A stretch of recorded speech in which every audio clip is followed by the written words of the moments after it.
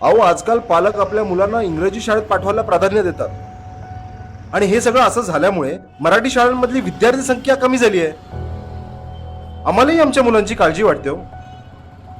पण वर्गामध्ये विद्यार्थीच नसतील तर मुलं शालेय जीवनाचा आनंद कसा घेतील, त्यांची योग्य वाढ कशी होईल? म्हणून नाईलाजाने मनावर दगड ठेवून आम्हालाही आमच्या मुलांचं ऍडमिशन अशा कॉन्व्हेंट शाळेमध्ये घ्यावं लागतं.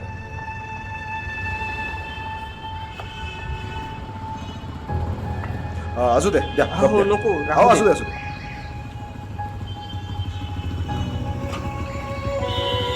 पण एक सांगू का,